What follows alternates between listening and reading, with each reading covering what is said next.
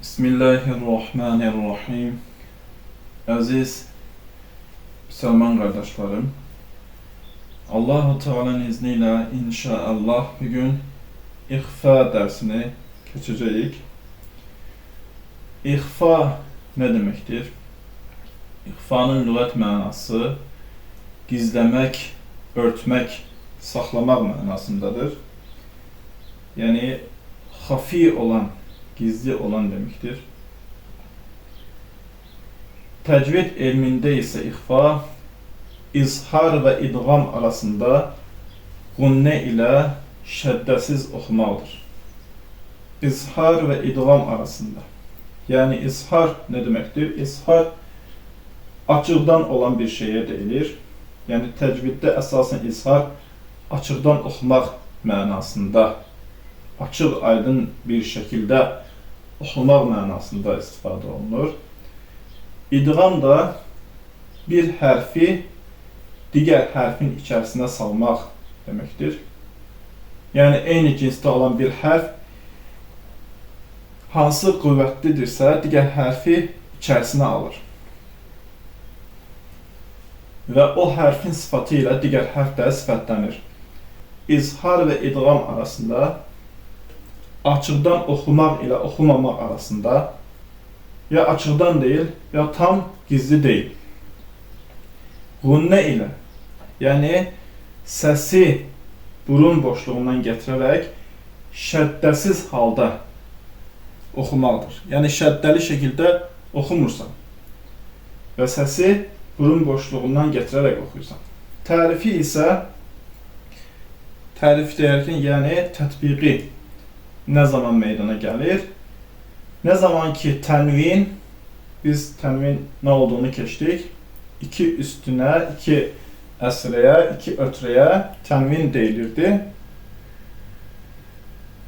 Ne zaman ki tenvin, yani iki üstün, iki əsr, iki ötrə və yaxud nun-i sakin, yani cəzimli nun, 15 hərfdən biri ilə qarşılaşsa, bir-biri ilə üz-üzə gəlsə, bu tənvin və nun-u sakin bu 15 hərfdən biri ilə üz-üzə gəlsə, qarşılaşsa, ixfa olur.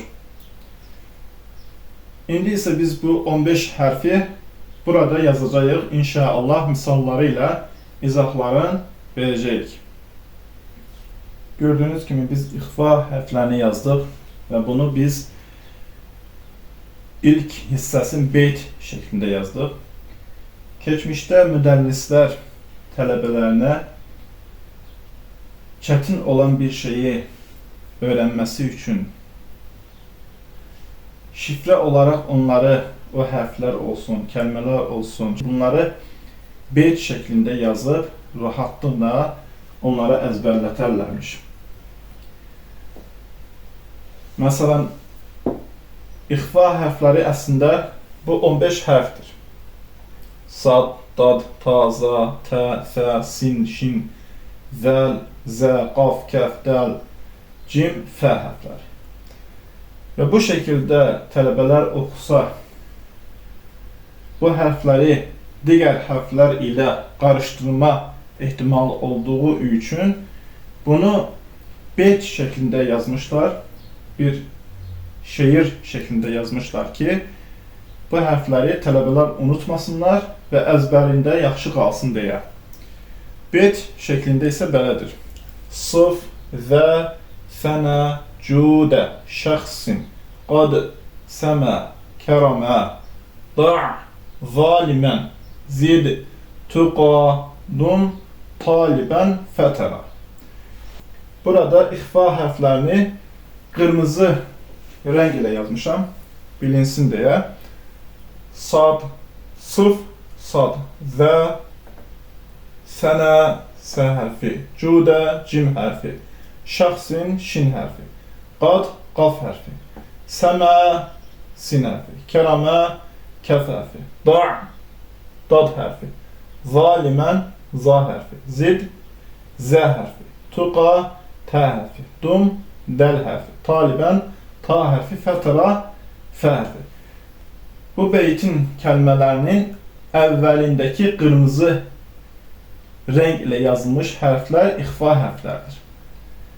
Nə zaman ki tənvin, yəni 2 üstün, 2 əsrə, 2 ötrə və ya nun-i sakin, yəni cəzimli nun, bu 15 hərfdən biri ilə üz-üzə gələrsə, qarşılaşarsa, ixfa olur.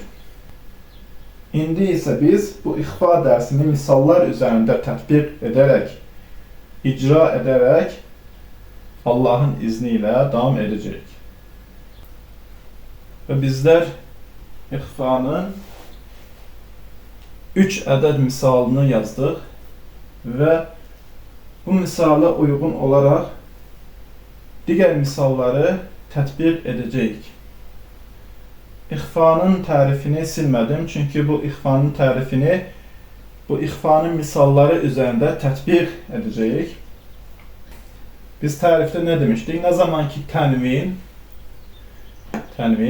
burada 2 ötrədir, bu 2 əsrə, 2 üstün də ola bilər. Tənvin və ya nun-u sakin, burada nun-u sakindir. İxfa hərflərindən, yəni bu 15 hərfdən birisi ilə qarşılaşsa, burada K hərfi, burada qaf hərfi, burada sad hərfidir. Qarşılaşsa ixfa olur. Biz indi bu kəlmələri ixfa şəklində oxuyacağıq. Ganiyyun kərim, fəthun qarib, an salatihim.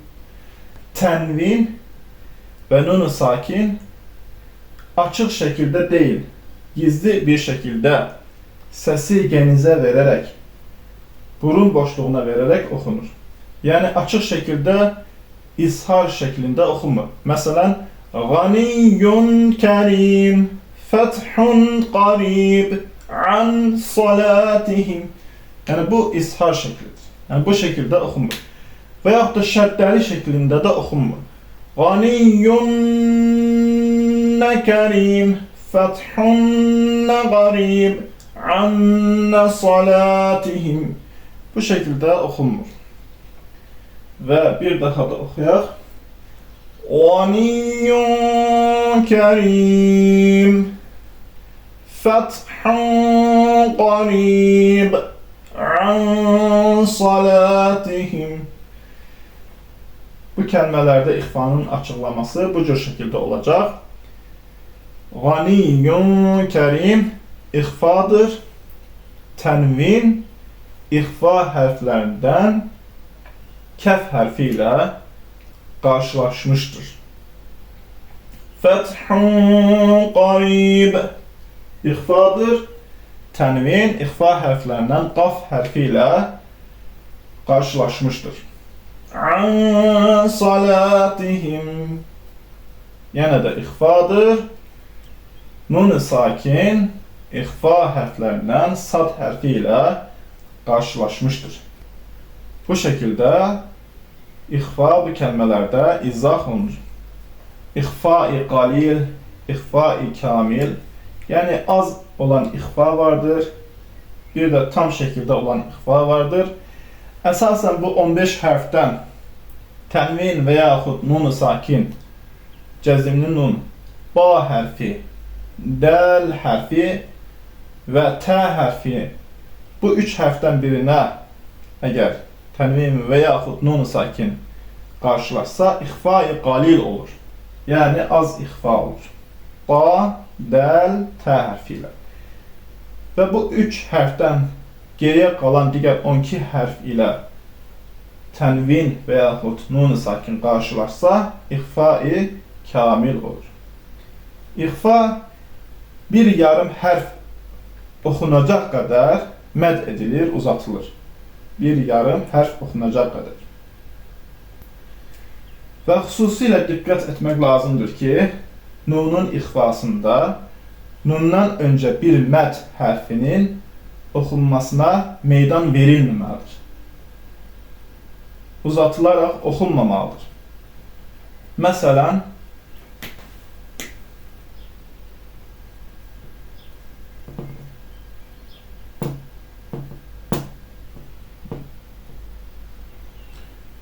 kuntum, kuntum, kuntum.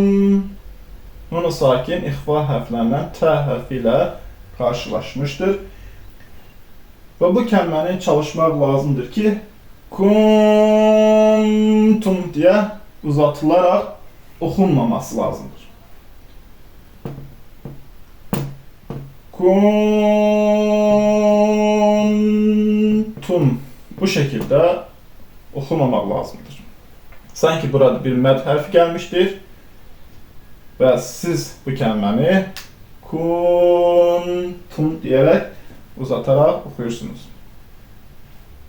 Və ixfanın hökmü vacibdir, mütləqdir. Bir əlif miqdarından 2 əlifə qədər məd edilərək oxuna bilər. Və axiru da'vana enilhamdülillahi rabbil alemin.